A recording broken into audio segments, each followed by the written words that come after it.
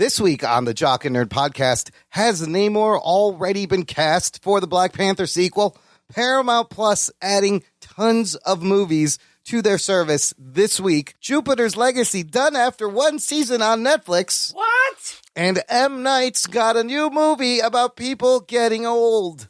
Plus, a listener-sponsored review of the 1987 cult body horror movie Street Trash, and a whole bunch more, all in this edition of the Jock and Nerd Weekly for Monday, June 7th, 2021. Hi, this is Gilbert Gottfried, and you're listening to the Jock and Nerd Podcast. Why? I don't know. Check one. All right. This is for all you fans out there. Let's give it up. Jock it, we nerd it. We funny, disturb it. We jock it, we nerd it. We spoiler alert. Oh yeah! Yes, what's happening, listener? How's it going? And welcome to the Jock and Nerd Podcast, where we give you comic book and superhero TV and movie news, reviews, and whatever we choose for 6 years and going now. Jock and Nerd. My name is Imran. My name's Anthony. He's the Jock. He's the nerd. And joining us is the next guy to fight YouTuber Logan Paul in the boxing ring. It's Rug Boy. What's up, Rugs? I'm going to shit my pants, and then I'm going to fight him. Is that how you're gonna get out of it? Anybody catch this? I caught wind of this weekend. I watched it live. Okay, so YouTuber Logan Paul boxed Floyd Mayweather. Anthony, what happened? A whole lot of nothing. Really? It was an awful fight. Oh my God. Lame. I'm glad I didn't pay for it. It was bad. People were upset. It was boring. There was no knockout. How is it possible Logan Paul goes 8 rounds with Mayweather? Why didn't he just knock him the fuck right out in the beginning? I don't know. Their whole thing is just stinks. I mean, it's just it seems like Mayweather. I mean, he didn't really even try. No, it's just a payday, I guess. I think he was just trying to put on a show and let it last for as long as possible. I think he at one point was trying to knock him out, but he's also like a 50-pound weight disadvantage. The whole thing was just a circus and not in a good, like the fight didn't play out. All the build up to that is it's all shitty. Just it all sucked. horrible. It was terrible. So wait, but who won? Because I understand there was no judges. It's an exhibition. It doesn't count on the record or anything. It wasn't if you had to really score it, yeah, I guess you'd probably give it to Floyd Mayweather. Like he clearly was better. But, yeah. I mean, fuck. Who cares? It's complete garbage. I hate Logan Paul on principle. Yes. Why wouldn't Mayweather just punch him the fuck out? Just on principle. Just to end it. Just to give everybody something to, yay. I don't know. Yeah. That sucked. That's the reason. I mean, that's the only reason most people were watching it, to see Floyd Mayweather knock out Logan Paul. And it didn't happen. It didn't happen. Fucking the other way wasn't going to happen. Like, Logan Paul was not going to beat Floyd Mayweather. Fuck that show. Oh, I just want him to get his ass kicked. I hate Floyd Mayweather too, but like I hate that guy even more. Yeah, that was the type of fight where I was like, I hope a meteor just strikes the ring. It just explodes. Take them both out. We need a planet-ending event right here. Ruggs will take Paul down. You'll take him down. I can fuck him up. Yeah, you'll fuck him up. It's fine. Yeah. And that's our Jock Talk segment for the episode. Let's get to some geek shit, everybody. The Jock and Nerd Podcast.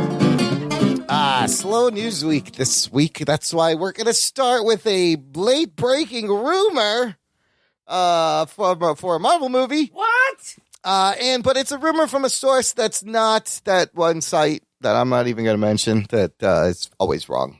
Cosmic News. That's one of them. And we got this covered as the most. That's the one. That's the worst one.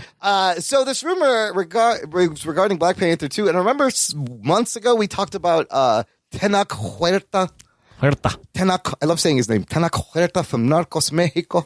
Why were we talking about him? He had been added to the cast of Black Panther Wakanda Forever as a villain in an undisclosed role. Today, Illuminerd is reporting that Black Panther 2 is going to revolve around the conflict between Wakanda and Atlantis, and Tenoch Huerta is indeed playing fucking Namor the Submariner. Geek boner. Is this true for sure? I don't know. This is This is just a Luminary. None of the trades have picked up on this, but it would make a lot of sense.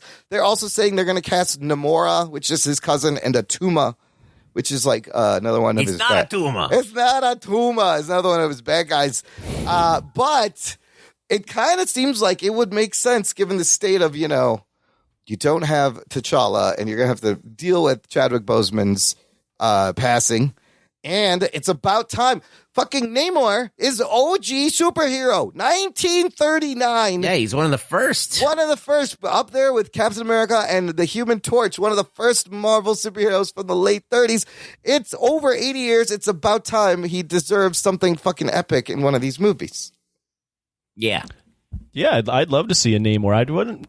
Tena Huerta. Wouldn't it be my, wasn't the guy I was thinking that would be playing him? But. No. I agree with you. I think they need to spice up, whoever's going to be in this movie. You want to add another name, even if it's just a comic book name. And Namor is someone that we've been anticipating for a while. It predates Aquaman, and you can have the whole civilization of Atlantis and all that cool stuff. The only thing that would make me question it is that Tena Huerta, maybe. You went with somebody else. What do you think, Ruggs? Are you excited? Do you think this is true? No. Okay. Illuminated has no been... to both. What's the question? Not excited, nor do you think it's true. I mean, I don't think it's true, and if it was, I wouldn't. I mean, I'd be somewhat fine with it. It's not like whatever.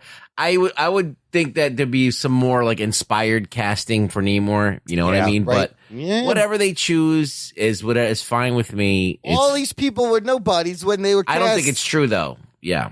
I mean, think about everybody. The Chris Hemsworth, the Hiddleston, everybody was the nobody, really, before they became in Marvel. So they're good. Oh, they do this shit all the time. Yeah.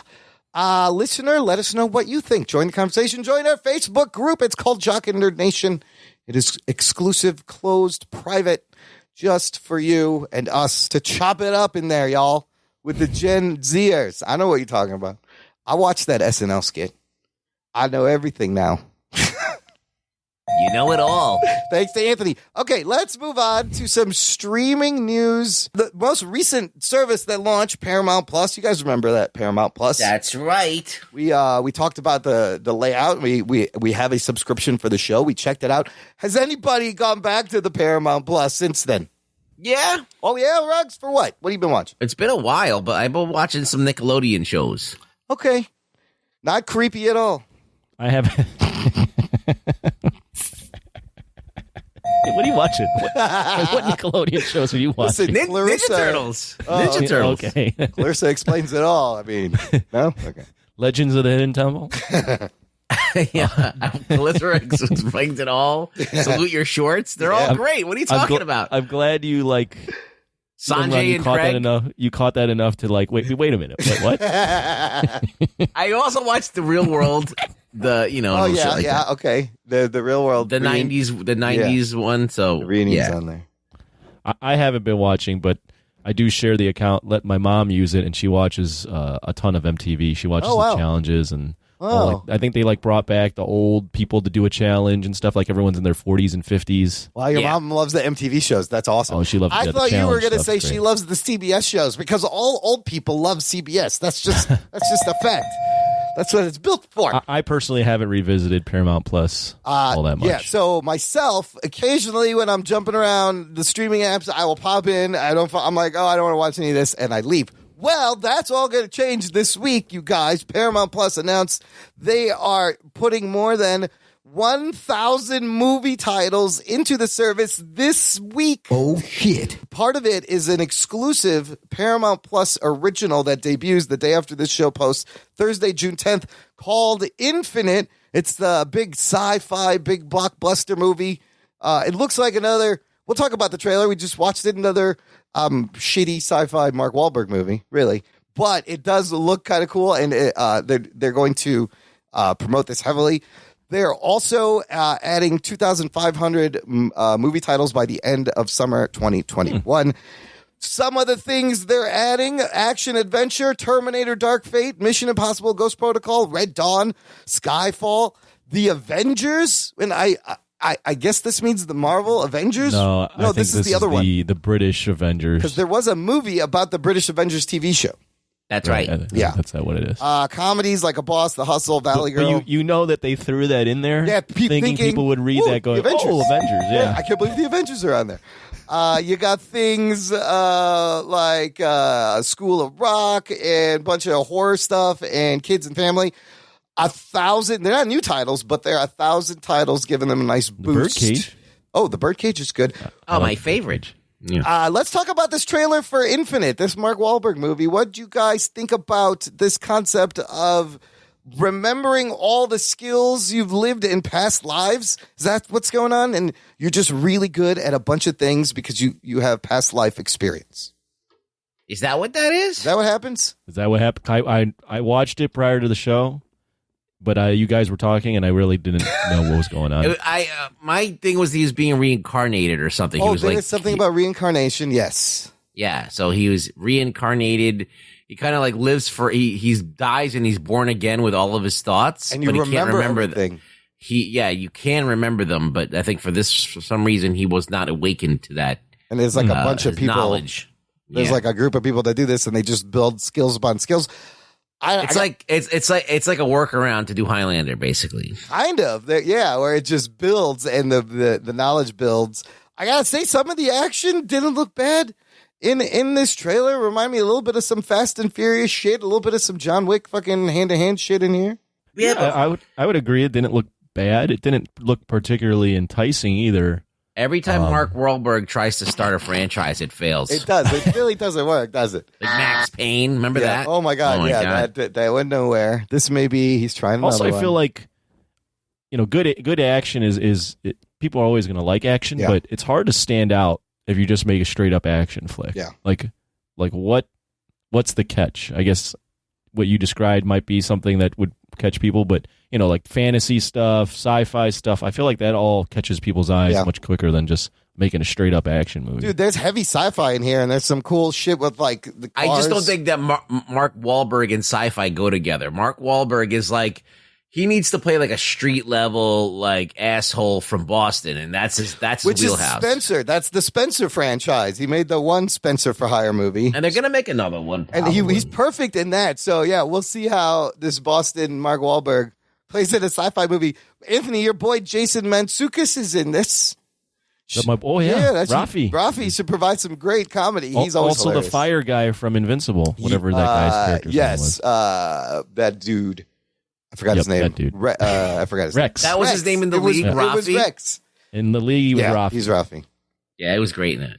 He was awesome. I mean, possible extraction level action. I'm seeing there's a fucking motorcycle jump off a cliff onto a plane. That's very F9 Fast Furious reminiscent. So this is going to come out free on Paramount. Yeah, we have Thursday. You'll be able to watch Infinite on Paramount and check out 1,000. You want to review it? Maybe Loki's also starting. We'll watch it and see if it's good. We'll do both. We could do both. If it sucks, we should talk about it too. All right, it's there. It's their big we'll discuss during the action week. release. Yeah, and you could enjoy more movies, more bigger catalog to look at. Speaking of, they'll have Mission Impossible movies. Speaking of Mission Impossible, this fucking Mission Impossible 7 that's been in production forever just cannot catch a break. You guys remember the? You remember the Tom Cruise tirade? We're here in Hollywood making movies right now because of us. Remember this when he got mad on set Because they believe in us and what we're doing. someone was standing too I'm on the close? phone with every studio at night. Yeah, we remember this. That was a fantastic rant, and the Mission Impossible has been plagued with production delays, COVID delays. They had been shooting. Well, they had to shut down again for COVID, positive COVID testing out in Europe. So, as we were all talking about, everything's back, things are fucking fine. This shit is still happening on movie sets internationally. I think it's kind of interesting, but I just feel bad for Cruise. He's blowing a fuse right now somewhere. Yeah, he's yelling at himself now in the mirror, though. He's yelling at the mirror. He's like in a quiet room that's padded.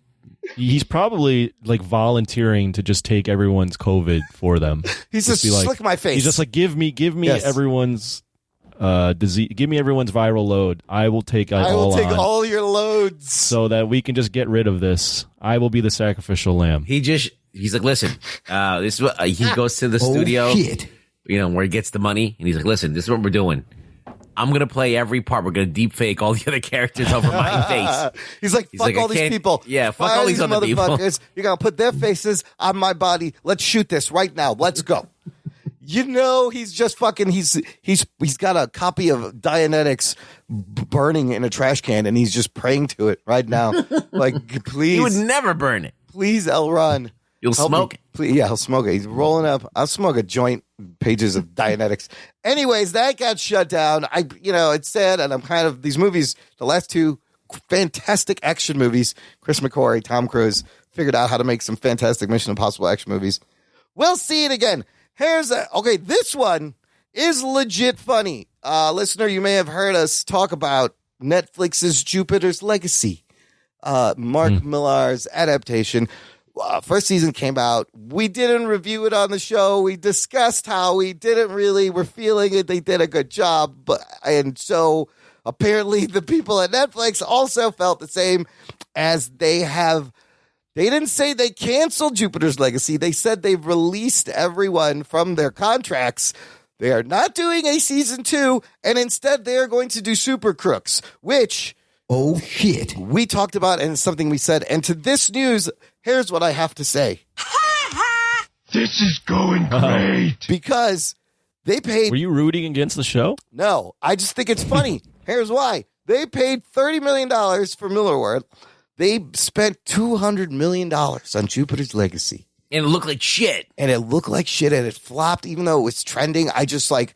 Wow. And what did I say? I was like, they don't care. They're just going to move on to the next thing, and they're just throwing money like it's nobody's business. Yeah. Comments, anybody. Ruggs, what are your thoughts? When I watched it, I texted you both, and I said, I've never been more disappointed in a show that I watched. And it was just, I could feel how just utterly disappointing this, in the age of The Mandalorian and high-profile shows like the Game of Thrones and doing it up, even The Witcher having some fucking cool shit going on. And this just looked like lackluster and bad acting. Like the casting was all over the place, was bad. Bad old age makeup and wigs and beards. Yeah, and it was just, it just looked like they didn't have their shit together. And what I think they're going to do is they're probably going to continue it as an animated series. They're called, Jupiter's Legacy. That's probably a better. Because Super Crooks was supposed to be animated, wasn't it? And now it's going live action. So they're calling this a Millar anthology, and they're just going to forget this happened. It was a stupid move putting it on right after The Boys and Invincible, which are both, and Watchmen, all three of them, which are deconstruction of superheroes. We said, and here's the thing, we said all this. I'm surprised that Netflix made this whole thing and looked at it, and it took this long for them to come up to the same conclusion that we made instantly. We're like, why did you start with Jupiter's Legacy? Super Crooks is a better story, and the series ends on a cliffhanger. You're never gonna. So there is no point to even, if you haven't watched it, there's no point to watch this anymore. That's a big fuck up right there. I have one comment, or not one, maybe a couple sentences.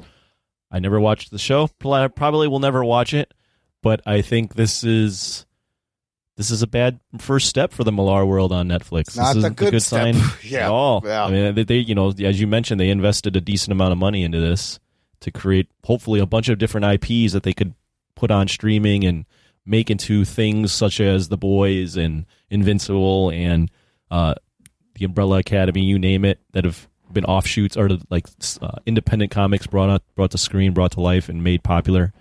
And this isn't good for them. This is bad.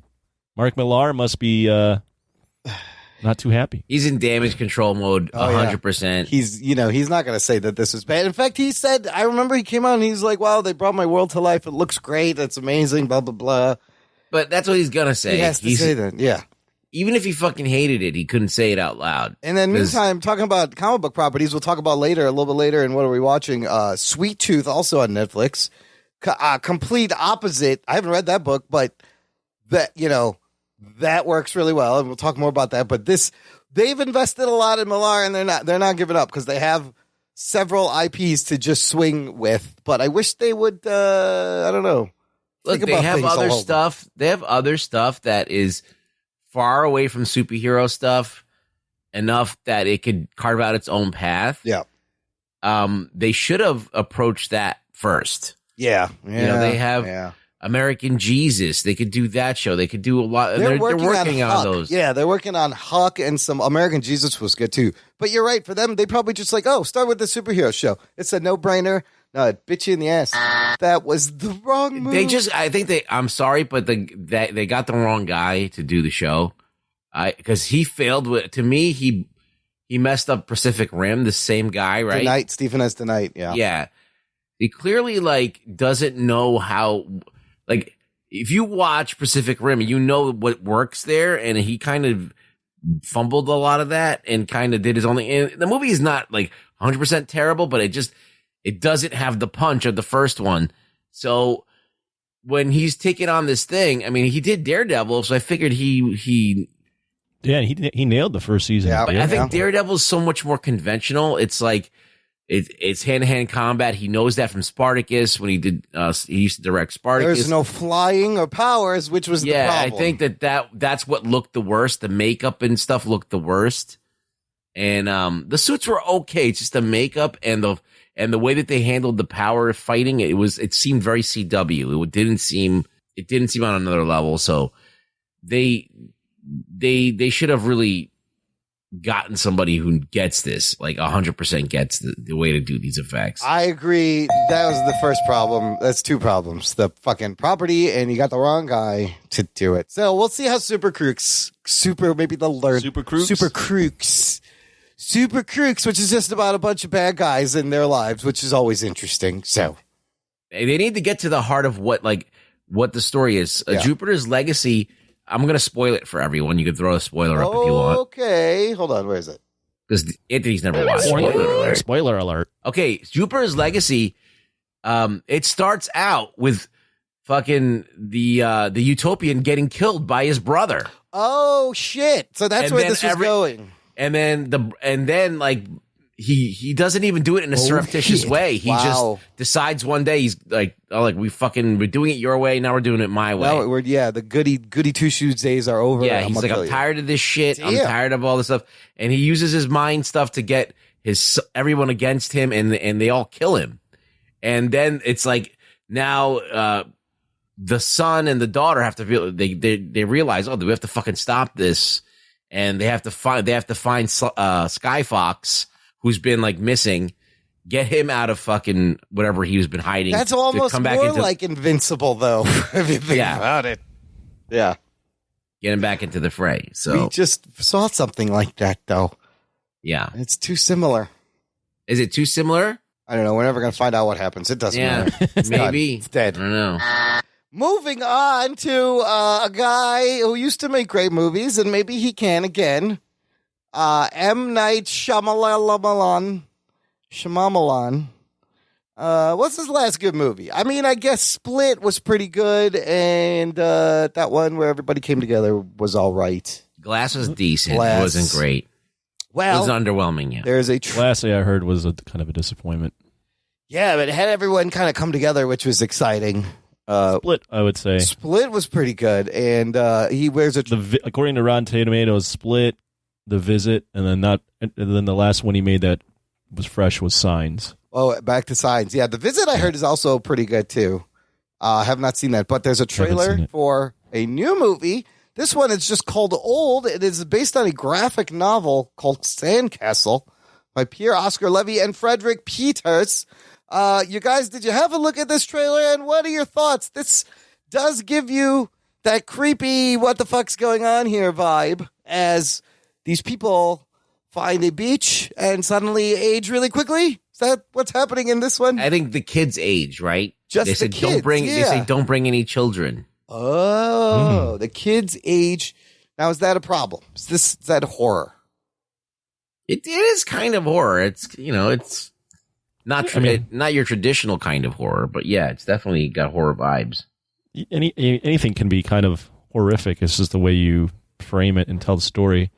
It looks good, but again, we've been burned so many times by M. Night Shyamalan that That's the thing. The trailers are always great for his movies. the trailers are always Especially very, for very his well movies, yeah. And this one is well made, and it sucks you in, and I'm like, what the fuck is going on here? And I want to know. You didn't like The Village? The Village was the one where, spoilers, Spoiler alert. they were really just living in a walled society, right? Was that Yeah. one? Was that the one with, no, Signs had Mel Gibson. Who was in the fucking, Bryce Dallas Howard and Joaquin Phoenix. Yeah. That was all right twist, I guess. I thought it was good. Wasn't aliens. It was just a fucked up society. Yeah. I don't know. This, I'm kind of like, the story is his daughter brought him this graphic novel and he loved it so much that he optioned for a movie right away. So is this going to be a good M. Night movie? Is he back? Can he provide a twist?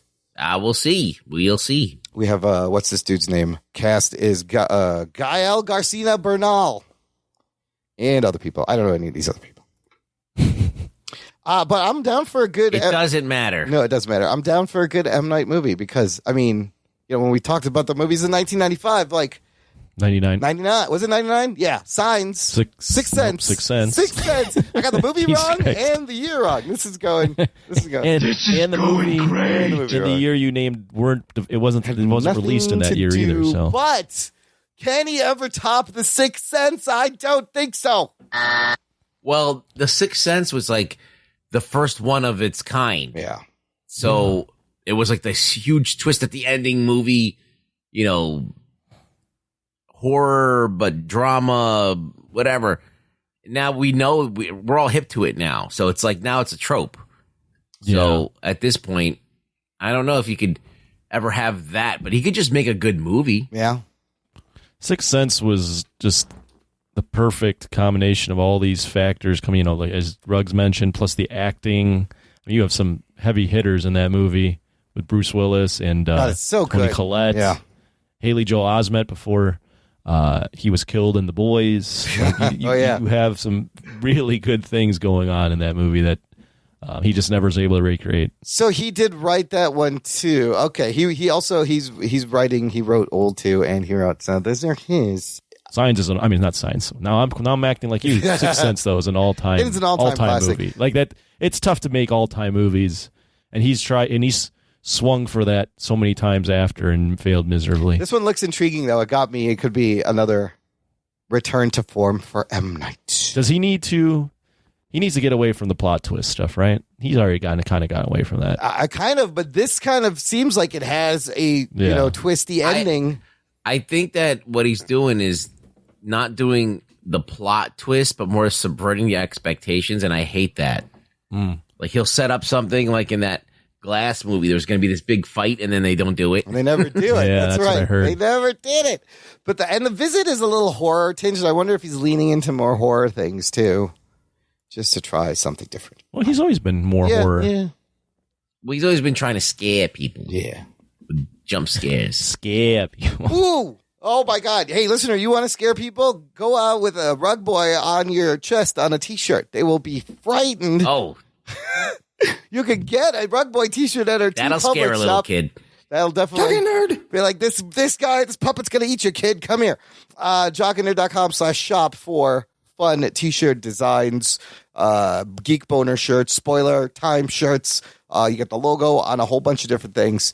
Lots of sales, lots of fun. Get some swag. jockandnerd.com/shop. Last thing in the news, I have some sad news and a little spoilery news for Spoiler alert. Shang-Chi and the Legend of the Ten Rings, you guys.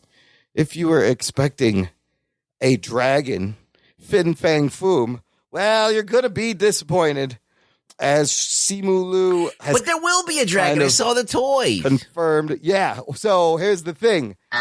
The dragon is in the toys. It is not in the movie. This is the first time that it doesn't spoil the movie, although he could just be saying this. He said some questionable elements from the source material. Fuck that show. Like shape-shifting dragon being named Fin Fang Foom do not make an appearance in the movie.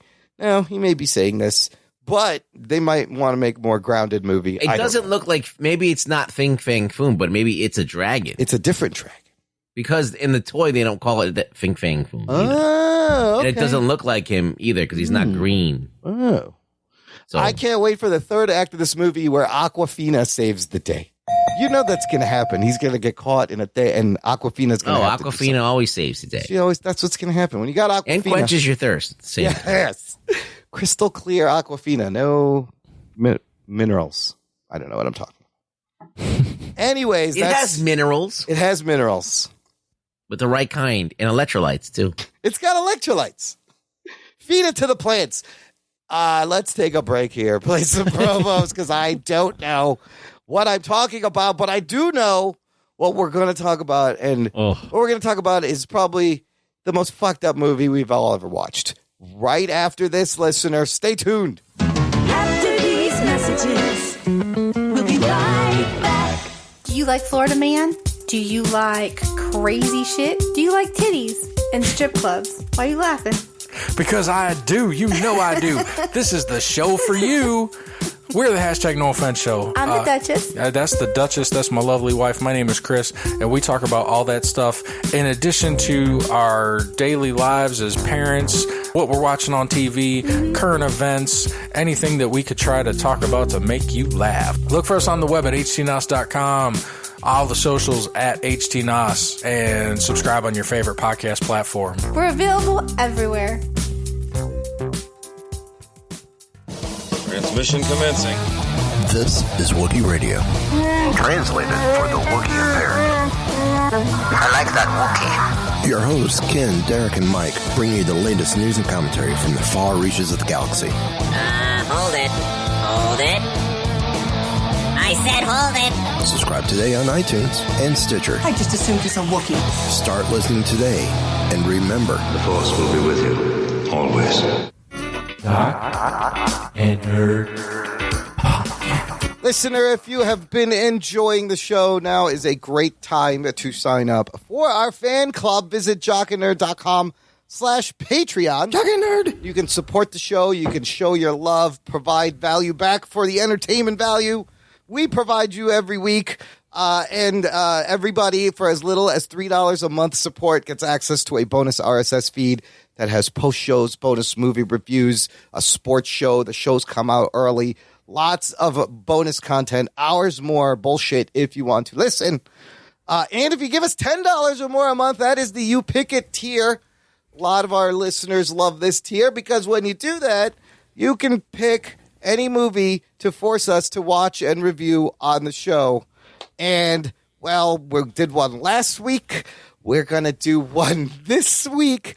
These are when we say any movie, when we say really is any movie, it is any movie. Unfortunately. So this tier has brought us a lot of entertainment and pain and torture and just education. And this week is going to be no different. So let's get jockandnerd.com/Patreon. Get your movie pick in. This week's movie review is a movie from 1987 called... Yes. What? Oh, you surprised? Shit. You surprised? I thought it was like 1979. Yeah, we'll talk about that. And you would think it's from the late 70s. No, it's from 1987. Holy fuck. And it is called Street Trash. Here's spoilers. You don't need them. Strap yourselves in, you fucks. Spoiler time. Okay, this one is sponsored by our listener and patron, Mike Wagner. Mike has been a patron for 6 months. And Mike, I'm going to tell you right now, you fucking made us earn this money today. I'll tell you what. Oh, shit. Street Trash on Rotten Tomatoes, you guys may be surprised to learn, is sitting at 67%. Oh, shit. Wow. Anybody surprised at that? I'm in disbelief right now. I mean, if you look on Letterboxd, it's like a 3 out of 5 star movie, which is like pretty decent. That's a decent movie. That's pretty good. The average is 5.7 out of 10. Let's just remember, last week we reviewed Stallone's Cobra. It was 13%. All right, just keep that in mind. 67%. The estimated budget on this movie, I found out, is hard to find out. $7. Close. $500,000. Whoa. Okay. Maybe more than the deaths. Maybe more That's than a you thought. what a waste of $500K. Well, they needed a lot of paint. And apparently this was a straight-to-video movie, but it did have a limited theatrical release, surprisingly. This movie is directed by J. Michael Murrow, who goes by Jim Murrow, credited, and written by Roy Frumkes and J. Michael Murrow.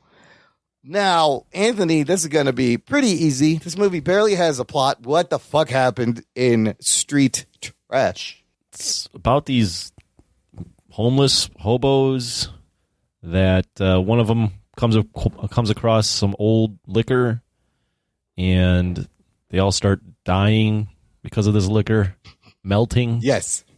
Becoming paint. I don't know. And on the side, there's a leader from like the Vietnam War that's leading these hobos, and he's just crazy and killing people. That's it. I don't really know. There's nothing else. There's a cop There's no investigating other plot. these It's just two different things happening. Yeah, there really isn't a plot per se. Okay. Wow, you saw this the most recently. I watched it. I finished it minutes before I came I on. want to know what you were feeling while you were watching this movie, what you were feeling after this movie, what you feel about this movie. Well, I'll just start off by saying that I was supposed to watch it Friday night, but stupid me, I'm not going to watch it on a Friday night. I'm going to go out. Chicago's back, baby. Chicago's back, baby. Let's go. So then I was going to watch it Sunday night, and then I was convinced to do a Sunday Fun Day that turned into a Sunday Fun Day, Sunday Night Fun Day. Yeah. And I came home all drunk, and I was like, I'm still going to watch that movie. And then I threw a burrito in me, and I'm like, yeah, I have no desire to watch this movie, and I might fall asleep. So I'm not going to watch this movie. So I pushed it all the way to today, where I'm hungover from doing a Sunday Fun Day, which, by the way, I should stop doing Sunday Fun Days. That's not a good thing.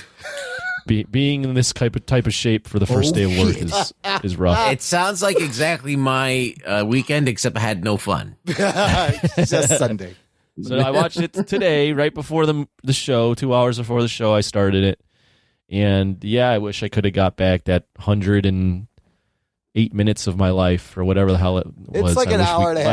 I will never see that again, and I don't know if that was time well spent. Should have watched it drunk. It probably would have helped. Yeah, that whole thing was, it's just not. I mean, I'm not even. I'm not going to cut to my rating yet, but this is one of the worst movies I've ever seen in my life. Okay, that's pretty much says it all. Ruggs, what are your thoughts on the Street Trash here? I was so fucking confused about what the fuck they were trying to do. Now, it's so fucking inconsistent and inconceivable that I don't even know like what the deal was. So, okay, the movie opens up with this kind of like handheld, like panning and zooming, and I was like, oh, this looks like a real movie for a second. Cool sweeping shots of rubble, and then all of a sudden, they forget about like doing any kind of camera work, and then it looks amateur hour, and like not only that, but all the blocking and the staging of the actors and the actors themselves are all like super amateur hour, and they all look like it was filmed in 1987, but it looks like it's taking place in 1979. Yeah, it has that feel of an old trashy late 70s body horror film. And what else? The plot has no plot. There's no plot. The audio was so bad I couldn't even hear what the fuck they were saying half the time. This movie is so cheap, they couldn't afford fucking captions. So I couldn't understand anything they were saying either. There was no X-ray. You know, Anthony, how they have the X-ray on Amazon? Nothing. There's no, like, where you throws up the actors. They couldn't even afford any of that. Well, I don't know if any of these people have ever done anything since. No, they haven't. I have a little bit of backstory. The plot you mentioned about the hobos finding the booze and drinking it and melting is addressed in the beginning and at the end, and they forget about it for a long time in the whole second act of the movie. I was like, I'm watching the middle of the movie, and I'm like, wait, what the fuck happened to the booze? No one's bought this booze this whole time. I want to see more people melt. What are you doing? Okay. Well, the thing, though, is like the booze is like the thing you want to see, but it's also the antagonist, but it's also just booze. So it can't really... They have no enemies. And then they have this like crazy Vietnam vet that's running things. Yeah, who runs the junkyard. And he, like, whenever he yells, you can't even understand what he's saying. And then, but then the protagonists are like these two brothers that are like, one of the brothers is just extremely scummy. Yeah, Freddie. Like rapes a woman, basically. you know, when she's drunk. So like, what? Like, none of this is like, there's nothing to root for other than people melting. The junkyard is the weirdest place. It's a junkyard run by this super fat guy and this Asian girl. She takes in runaways, but then there's a part of the junkyard that's literally run by a PTSD Vietnam vet crazy person named Bronson with a bunch of other crazy hobos, and that's wild. Here, I got a bunch of adjectives for this movie, listener, if you want to know in a nutshell. This movie is disturbing. It's plotless. It's gross. It is gory. It's outrageous. It's offensive. It's tacky. And it's low budget, and it's what is called, I learned, this is a really niche subgenre of horror movies. It's termed a melt movie. And there's not a lot of melt movies. But, you know, we watched Cobra last week. This movie makes Cobra look like a goddamn masterpiece. Oh, shit. Yeah, that's tough to do. Shit. Then it gets better. This movie has everything. It has full frontal nudity, male and female, right in the beginning. Right. Right? It has hell of a bush on them women. Oh, it's got a big 70s bush in 1987. Yeah. Misogyny. There's racism. There's homophobia. There's genital mutilation. We'll get to that. There's death by hobo gang rape. There's necrophilia.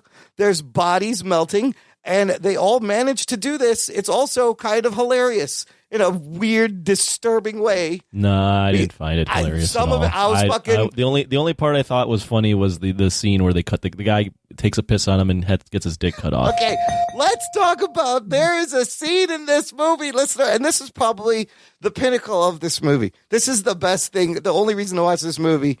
This dude gets his dick chopped off, and they are playing Keep Away in the junkyard, set to the tune of Boogie Woogie Piano. Oh, shit. It's all fun and games like it's a fucking Benny Hill sketch, and it's hilarious. My favorite thing about the movie is the doorman.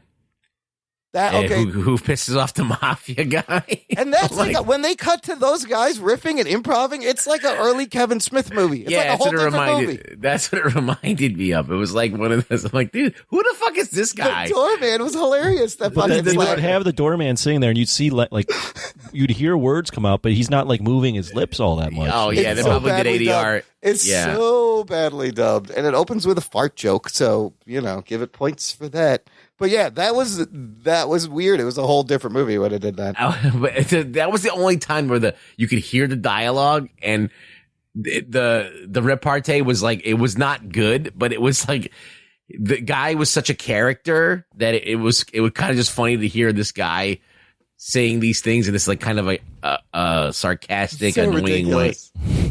I will say there is something about the actual melt scene. So nobody's going to watch this movie. Basically, when they drink the booze, what's hilarious is the instant they drink this, like they don't even get a sip in, everyone starts choking and convulsing. But then what happens is paint, brightly colored paint, just starts to come out of your pores. And everybody has different colors paint, and it's weird because it's not blood. It's clearly just paint. And the first melt scene in the toilet of this rundown building where the guy grabs the flush and his hand breaks off and it's a skeleton, and then the shot of his deformed head finally melting in, it's kind of a work of art as like an installation. I was like, wow, there's something oddly beautiful about the paint and the colors. You really giving this movie a lot of. But what the fuck was up with the paint? I was like, okay, paint comes out. This is probably where a lot of the money went. Definitely. Because the $500,000 went because it didn't go anywhere else. No, they really didn't spend it on it. They shot most of it in a junkyard. Yeah, it's only filmed in like 3 locations, and I mean, I guess I could get like there's. The deaths are. I mean, it's definitely like memorable in terms of the There's melting. That's memorable. But I mean, come on. The scene where the guy's fighting the hitman. And they're like throwing body punches. And the fighting is some of the worst fighting you're ever going. And then I just don't get. He like takes him to the bathroom, throws up on him. That's right. That happened. He beats up a guy and then shoves 2 fingers down his throat and vomits on him for some reason. The fight choreography is the worst fighting you're ever going to see. There's an exploding fat guy, which now gives it points. See, I'm torn because there are certain things that give this movie points. Oh, Jesus Christ. I think the final death, Bronson's death by oxygen tank, where it just cleanly cuts his head right off, was phenomenal in terms of like the fucking prop work. And then did you notice? Yes. But the whole chase doesn't make any sense. No, of course not. It doesn't. They're like it's filmed in like it's like wait, how come he's that far away? Okay, now how come he's there? Wait, and why the fuck do I care about the little kid? Like, who gives a fuck? They clearly only had the one set they were working with. Yeah. But then did you notice after he got decapitated, when the girl walks over the head, you see him like look up her skirt? This is how tasteless and ridiculous this movie is. It's amazingly offensive. It's wild. The fact that it's tasteless is funny, but it just, I don't know. There's something about the aesthetic where they thought they were making a really funny joke, but it really wasn't. It didn't go over. So I understand what they were going for, but none of it lands. It wasn't landing properly. That's all. See, I also understand like what they're trying to do, but for me, it's just a gross movie, and like it's not even in movie. like not even like a what you're seeing on screen, but just the whole production, the vibe, everything about it's just all trash. It's one of those movies. I was talking to Ruggs earlier in New York, in the Village. There used to be a store called Kim's Underground. Is it still there, Ruggs, or they're not around anymore? Do you know? It could be. I don't know. Kim's Underground was the place you would go, and they would have videos and CDs and records and like obscure fanzines and magazines that you couldn't find anywhere else. This is the kind of movie you would find at fucking Kim's there's Underground. definitely a section there, melting shit. Melt movies. I felt dirty after watching this movie, like I was part of a crime a little bit. I can see how this type of movie gains a cult following because it's so fucking it's a huge cult out following. there. Yeah. But it's the movie. It's not for me. It's the kind of movie you watch it, and right immediately after, I was like, "What the fuck did I just?" I was watch? like, I never want to watch this again. I did not watch this one twice. I'll tell you that much. I didn't need to. It's not the kind of movie I watch. It's the kind of movie I don't watch. Yeah, that's what it is. It's the kind of movie I don't want. But it is such a specific genre of body horror movies. And I wasn't even like. Again, I wasn't like grossed out. I was just like, this is just shit. This is all shit. We're wasting time here. There's not even anything. There's not even a plot. What is happening? Yeah. A lot of time you're like, what is going on? Where is this going? Right. What is like, who am I supposed to follow? Who do I care about?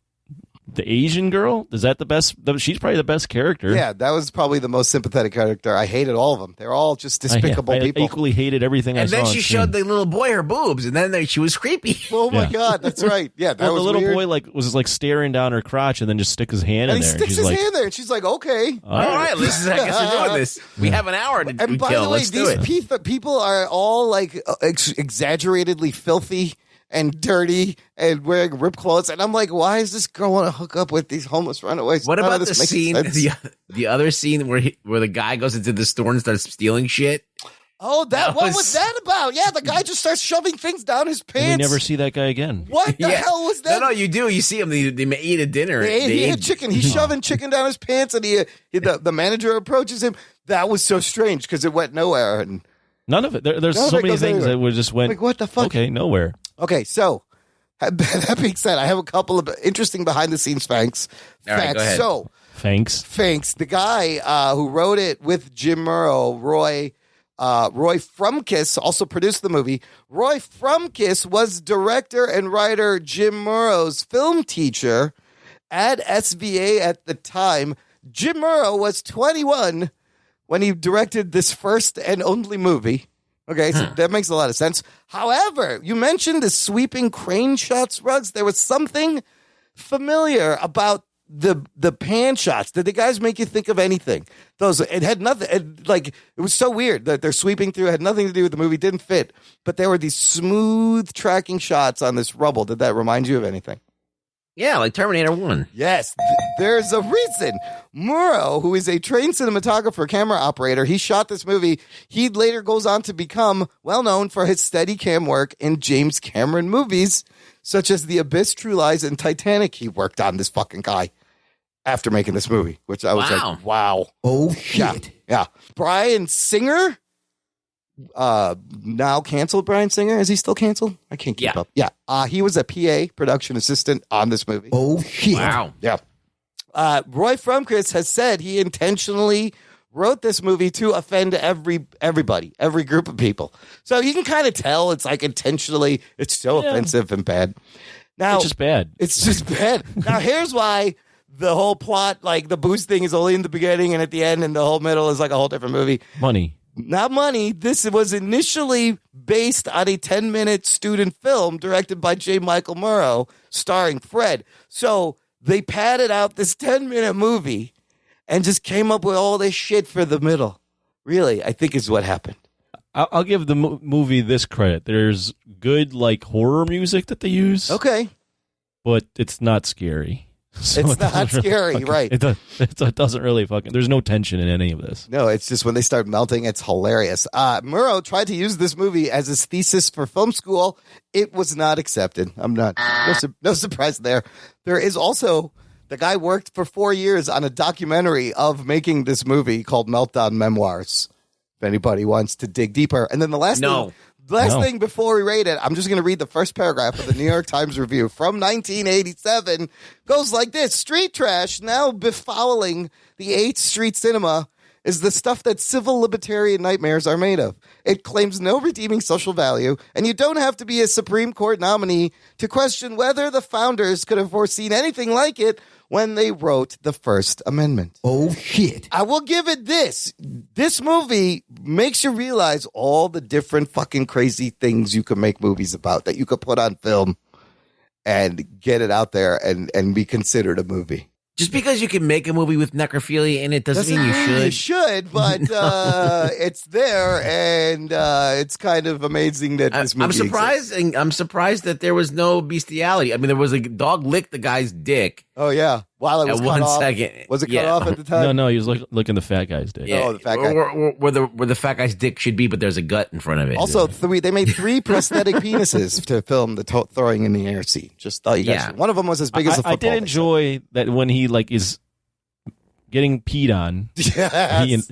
It's the you see the guy there, and then he gets mad, so he cuts his dick off, and there's a second or two reaction where he's like, "What happened? Wait, did my dick just get cut off?" And there's no blood spurting. Like that guy would have passed out. He's just running around chasing as they fucking laugh, and there's like boogie woogie music in the back. I was like, "What the fuck am I watching right now?" Oh my god! Shit.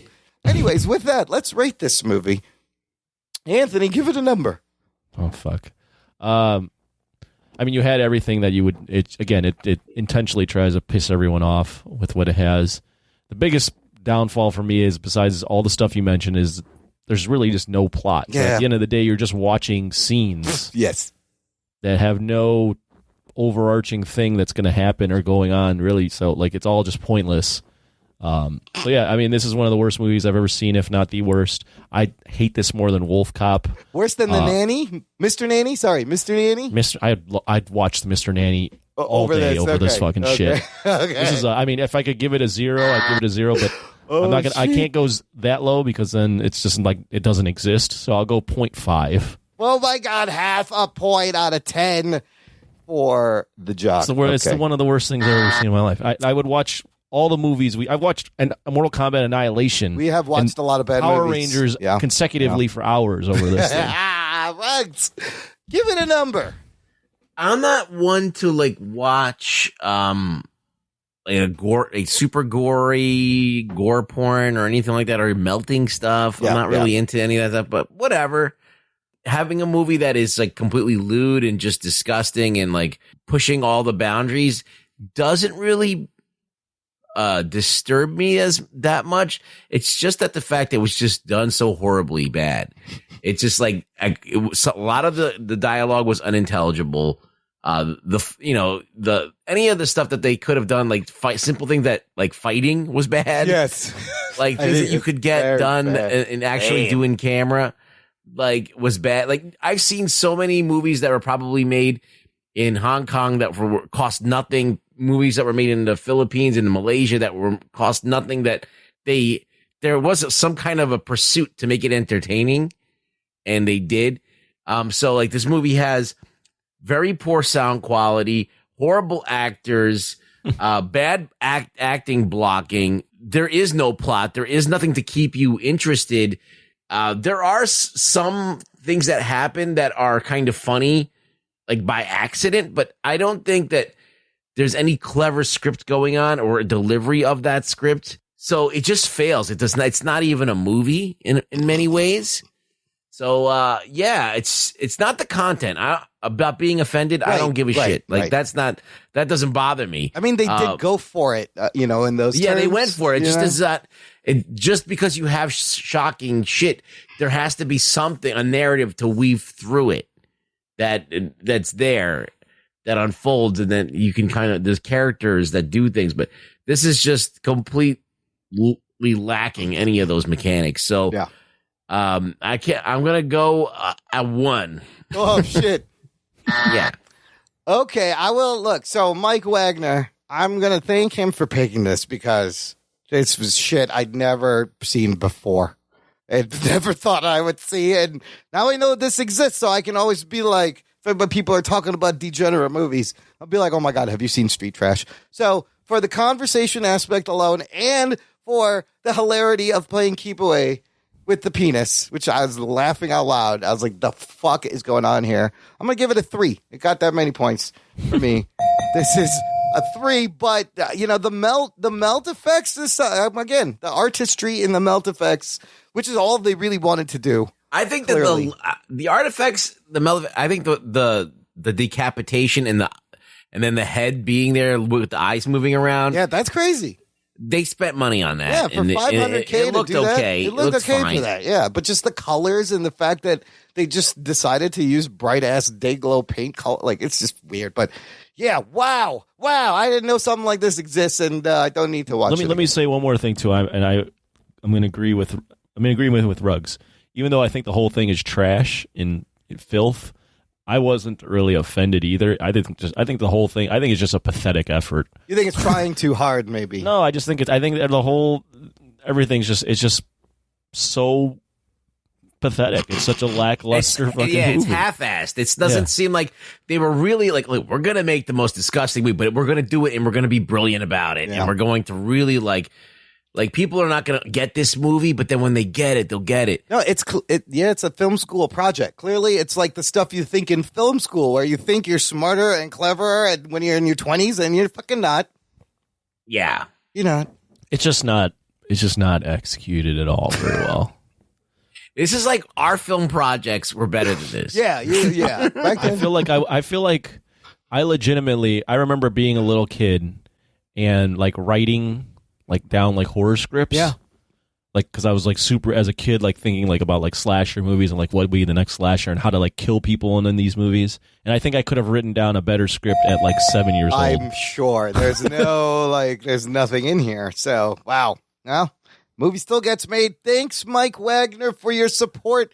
Mike, let me know why you picked that movie. Do you like this movie? Yeah, I'd be curious too. Are you in? Because there are people who are into the melt movies and these horror movies. Some people just is all over this movie. Yes. I can't find many bad reviews on Letterboxd. Some people just like to see what is just so crazy and out there that it's all of a sudden it becomes niche. You're like, oh, I'm God, I'm the only one who can understand this crazy ass movie. It's so great because there's a fucking crazy shit that's happening in there. Yeah, the story is worth it, I think. For the 25-year anniversary, they put it back in the theater, or there was a whole event.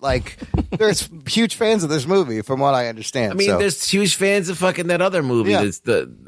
Oh, hi, Mark. Remember that one? The Room, The Room. Hot, People throw spoons. Go to. But what has better? What actually is more of a movie, The Room or this? I don't know. Room's more entertaining because this one tries to be so bad it's good, but then it just ends up being bad. But The Room is so bad it's good. I don't know. I haven't seen The Room. Oh my God, it's so fucking horrible. It's great. Let's do all the lines afterwards. Okay, good stuff. Yeah, you can do the lines. That's the thing. There was those lines. I couldn't even hear the fucking lines in this movie. Goddamn shitty sound What's mix. The Room about? Can you tell me what The Room is about in one sentence? A guy and his friends throwing a football back and forth. That's it. And a murder. Was there a murder? I don't know. Good, tear me apart, Lisa. Oh, hi, Mark. Hello, doggy. Okay, let's do news from the nation. It's back. It's time for news from the nation. It's time for news from the nation.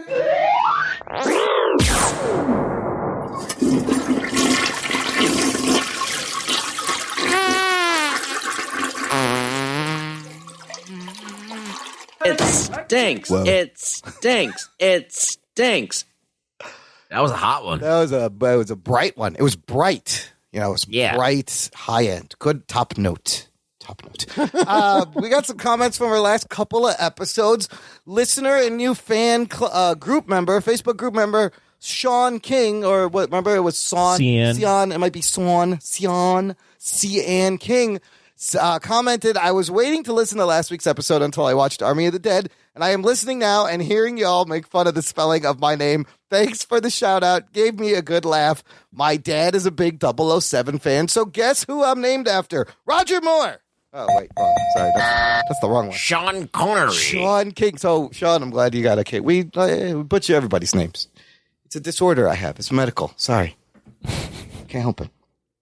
Johnny Gons, who's the guy who sponsored the Cobra review, Stallone's Cobra last week, he thought we did a good job. He wrote back after he heard it, the show. He said, bros, you guys killed it. I was grinning ear to ear listening to the review. And holy shitballs. Oh, shit. There's a 2-hour cut of this. Imran never saw it, and Anthony had already seen this 12 times. I knew that was going to blow his mind, by the way, and it did. Because he posted a blow my mind GIF with this on Twitter. I've seen it.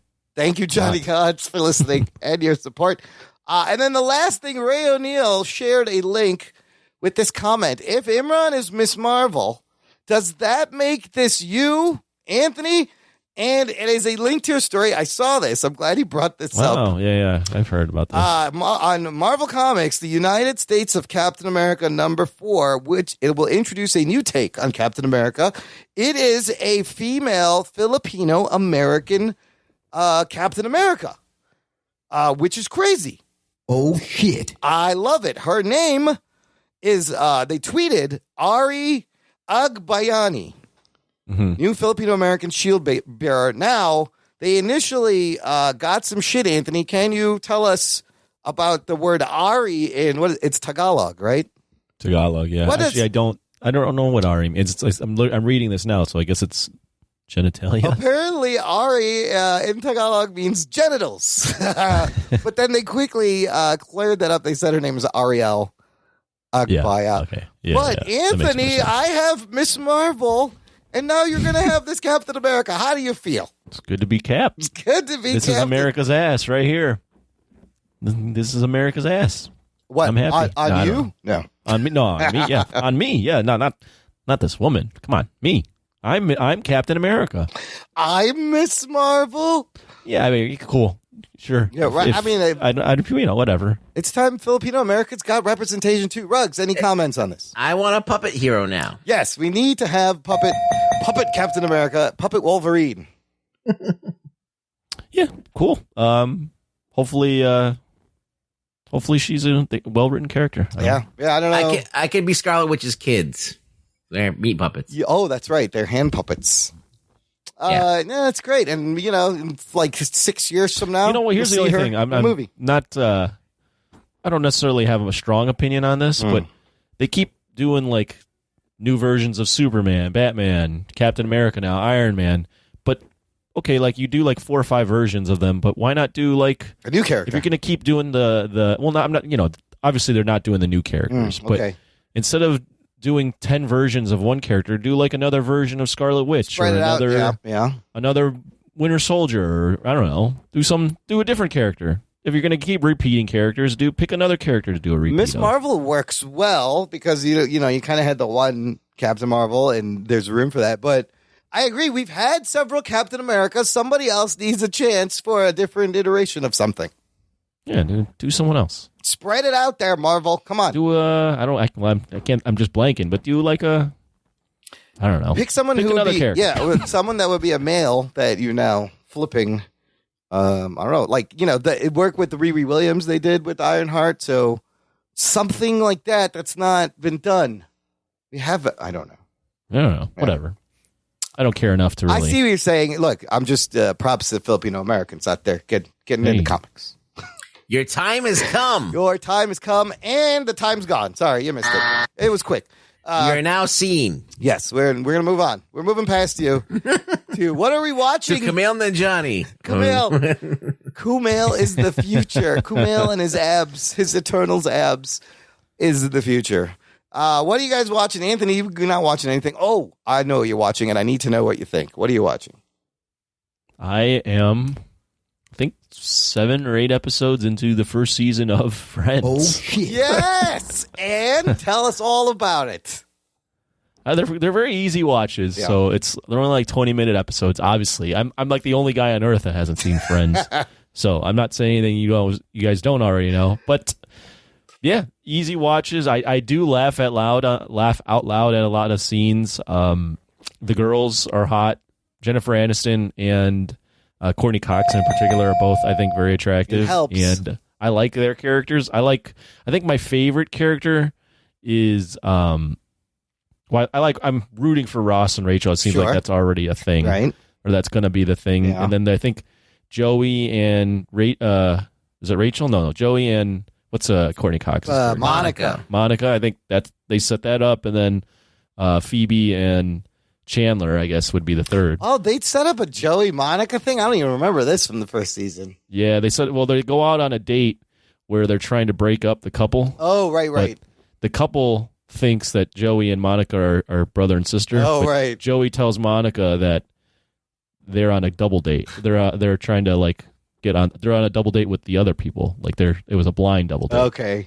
So yeah. But anyways, favorite character. I think my favorite guy is Chandler. Oh, really? I like Okay. Chandler, yeah. I like The last episode I saw, I think, was him stuck in a ATM with his hot girl. Oh, yeah, I remember that one. And he keeps trying to say things and he keeps fucking up. Could he be any more cleverly written? Probably not. So yeah, so far so good. It's 236 episodes. Yeah. I threw it on my Instagram that I was watching. Yeah, do your friends freak out? And my friends are all, my friends, pun intended, were all freaking out. Yeah. And they've quite enjoyed that I've been, after a few episodes, putting my random thoughts about what's going on. Absolutely. I need to know what you think as you watch this. Yeah, so I'm very curious. I will keep watching. Oh, you will grow to love, Joey and even Ross and all of them. They have their such special qualities. They're like your friends. It is very written though, it's so snappy patter, happens so quickly. You know what you're gonna get when you put it on. Yeah, you just know what you're gonna get. It's like watching Friends is like me sliding back into my kid self and watching a Full House or any of those sitcoms where it's snappy dialogue. They're just talking about things that as a kid I wouldn't understand. Right.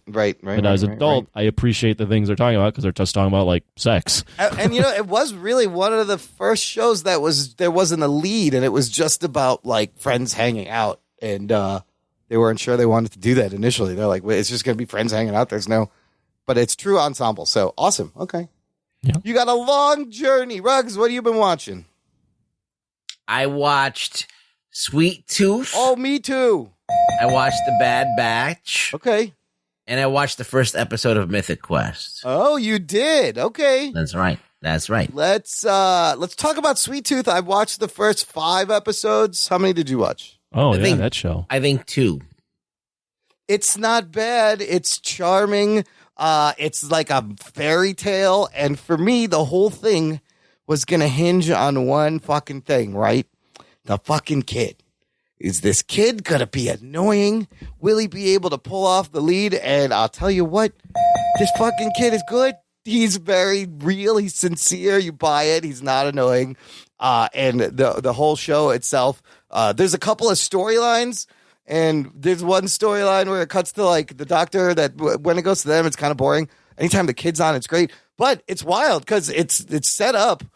It starts with there was a virus pandemic. 1 million people died. A whole bunch of people died. And it's post-apocalyptic Earth. But at the same time this virus hit, these hybrid children were being born. So nobody knows what came first. No, every kid. Oh, every kid that was born was a hybrid. Yes. The same time this virus hit. So it's like they were wiping out humanity. Yeah, the public is they're against the hybrids because they think the hybrids caused the virus. And then there's, of course, groups of people who want to protect the hybrids. What they think they're the answer to the virus, evolution-wise.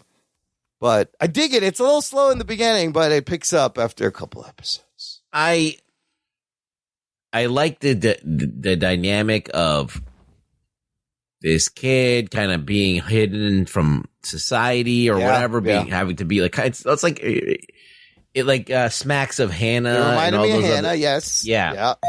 He doesn't know anything because his dad raised him in isolation. So that's always fun. Yeah. But I do hope that when they actually get around to the meat of this, where they're trying to find out why these hybrids exist and what's the purpose of it and what's going on, blah, blah, blah, that they really kind of lean into it and kind of not just make it like a device to get everything to happen. Yeah, so that's what I'm hoping to right now. There's 3 kind of parallel concurrent storylines, and you slowly start to see how they're going to all come together.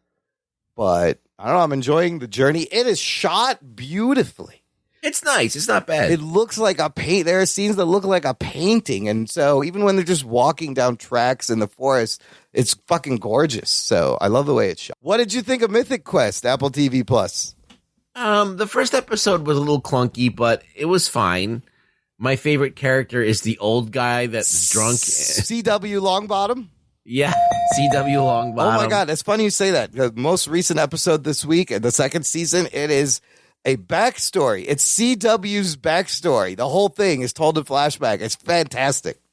And I love the Pootie Pants thing. Oh, Pootie. Yeah, Danny Pootie. When the guy goes, he's an asshole. Like, he's like a YouTuber that he's like a little kid YouTuber. Yeah, they have all these little kid YouTubers. Streamer. He's like one of those fucking annoying streamers, fucking people that, give a shit. Like imagine if PewDiePie was 12 years old and even more annoying. Yeah. It's a great show. I think you will enjoy. It's an easy watch. And Bad Batch has been good too. Their little mission of the week deals. Yeah, I saw that one too. Yeah. Right. That was fine. They've hooked up with this. Guess who is in Bad Batch? Spoiler alert. Fennec Shan fucking shows up. The Fennec Shan's in there, but there's also tie-ins to Jabba the Hutt. There's tie-ins to all kinds of shit. Yeah, yeah, it's cool. And Superman and Lois on the CW continues to be so fucking good. Oh my God. I got to start watching that. Such a good show. I've been so surprised. I've been on the borderline of throwing it on about 3 or 4 times, and I'm like, not yet.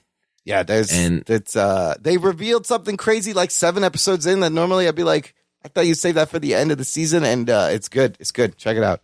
And finally, out this week, of course, listener, when this episode posts the Wednesday, June 9th, Loki will have released on Disney Plus. Geek Boner. And early reactions, I don't know if you guys saw any of this, have been amazing. People saying it's really good. I'm calling it a time-traveling detective buddy show. How many episodes is it? It'll be 6 hours. 6 episodes, 6 weeks, 1 hour a week.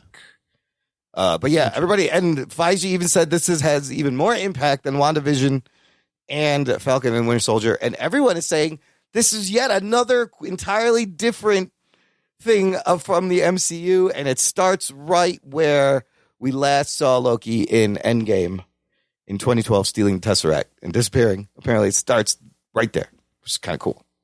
Geek Boner. We will be reviewing it every week, so they fucked our schedule. So, are you excited about this? Are you pumped? I think I'm pumped. I'm pumped. Yeah, me too. I'm not all that pumped yet, but I'm also in need of some sleep. So, oh boy, maybe when I watch the first episode, I'll rock a little boner. I mean, you got Hiddleston, doing his thing, time travel. It looks like sci-fi mystery. Plus, you got Owen Wilson. That's him. Wow. Or is that Luke Wilson? Is that about it? No, it's Owen. Wow. Owen Wilson. Wow. Luke is the brunette. Luke looks fairly normal. Owen's the one that he's handsome. Got the fucked up nose. Yeah. Wow. Handsom's hot right now. Wow. Well, yeah. Time Variance Authority. Will it be like Legends of Tomorrow? We'll find out, and we will let you know. Oh, it'll be better than Legends of Tomorrow. I mean, it's kind of the same idea there. They're just the same fucking thing. And that show is just... Yeah, haven't we seen this already? Yeah, it's kind of Legends of Tomorrow, but it's going to be big budget and Marvel, of course. 6-hour movie in chunks. Something. Oh, also, check out Rug Boy with Gerald Morris over on 2 Peas on a Pod on his first Big Boy podcast by himself. What was the top 5 you did with him, Ruggs? Top 5 female-led action film. Geek Boner. It's very good. I've heard it. I will put a link in the show notes. You did a good job, Ruggs. We lent you out. We borrowed you out, and you came back in one piece. Yeah, I was heavily edited because some of this shit I said would not fly in his podcast. Oh, really? Wow. We need... Well, we let him sleep over at someone's house, and he didn't wet the bed. Yeah, so he didn't burn the house down. I think the first thing I said, he said, like, hey, He's like, I'm happy to have you on the podcast. And this is edited out, so it's not in the podcast. But I said, yeah, I'm afraid to leave Imran, like Imran, I need Imran to do the podcast. And like, I'm chained to Imran. Like, he keeps me locked in the basement. Every once in a while, he sends out sandwiches and whores. Oh, shit. And I said whores, and it was just like fucking a pin could drop. Crickets. And I was like, I probably should have said whores. So I need someone to bring the sandwiches. The whores bring them the sandwich. Like, we pay for them. Yeah, no, they're well paid, well taken care of. Yeah. Look, but just the fact that we unchained you and let you out into the wild and you didn't burn the place down is phenomenal. So good work. See, that's why I'm scared to go on other podcasts. Gerald Morris, we need a blooper reel on your Patreon of Rugs being Rugs. Maybe we can get some of that audio. All right. Imran even cuts me sometimes, so it's nothing new. No, no, you're the best thing on this thing. I don't cut you. I'll copy paste you over and over again because I love you. Sure. Rugs, where can the listener find you online? You can find me at Really Rug Boy on Twitter. Come by and say what's up. You can find us at Jock and Nerdcast on the Twitters also. Give us a follow. Check out the show notes for all the shit we talked about. And share the show with a geeky friend listener. We'd appreciate. Thank you for listening to the Jock and Nerd Podcast. My name is Imran. My name's Anthony. He's the Jock. He's a nerd. We'll peep you next time. Fuck's sake, man, you're amateur. I can't help what's going on here. I want your head up when I throw my fist in the air. Okay.